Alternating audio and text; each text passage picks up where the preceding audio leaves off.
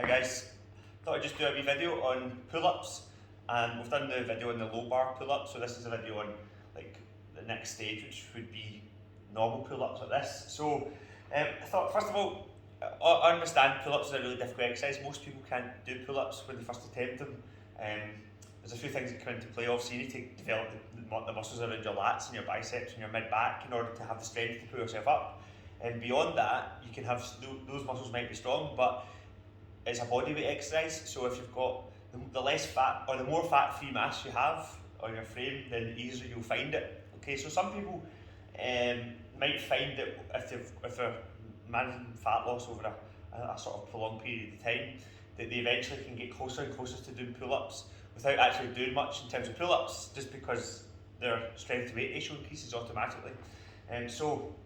But beyond that, for the purposes of this short video, I'm not going to talk about much of that. I'm just going to give you a few tips and pointers.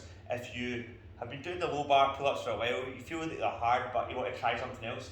First of all, don't feel too intimidated by the high bar. I think that's maybe one reason why people avoid it, is that they just think it's a bit too hard, or they can't do pull-ups, therefore they're not going to try. But you can try it, and you can do variations of the pull-up without actually pulling up, and that's the purpose of this video is all about.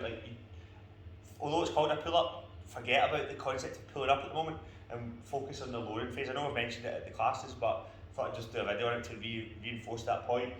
As you know from all the training we've been doing, or what I've been explaining, is that the eccentric component of any movement is where the most growth can happen, and the eccentric is the sort of lowering or the lengthening phase. So with the pull up, that's the lowering phase.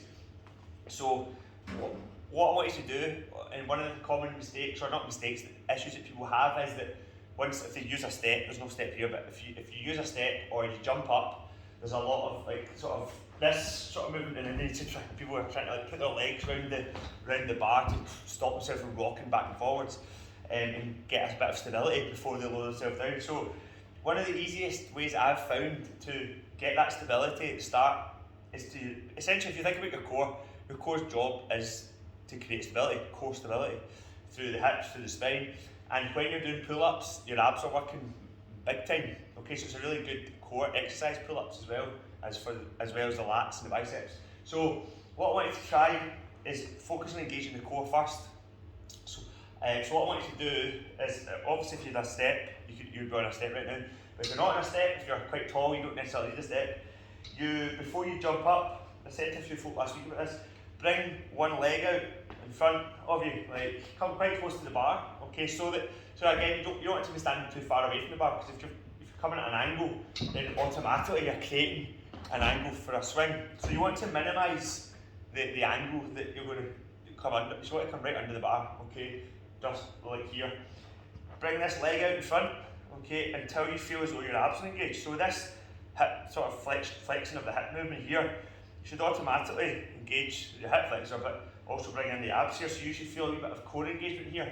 And right away, this should help stabilise you when you go to jump up on one leg, or when you're on the step going up, okay?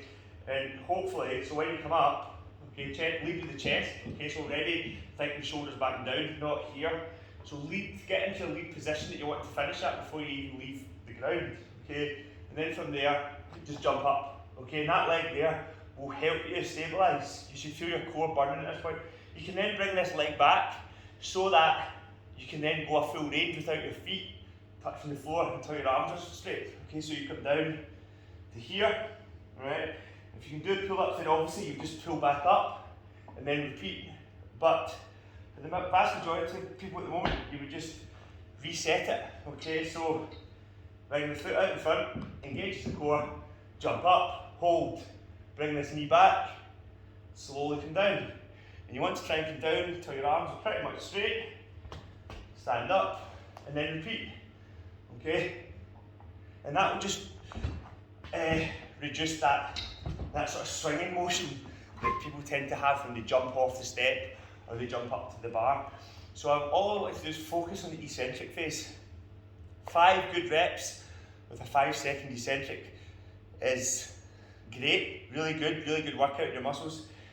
Generally speaking, once you can hold here, didn't do my wee trick there, did I?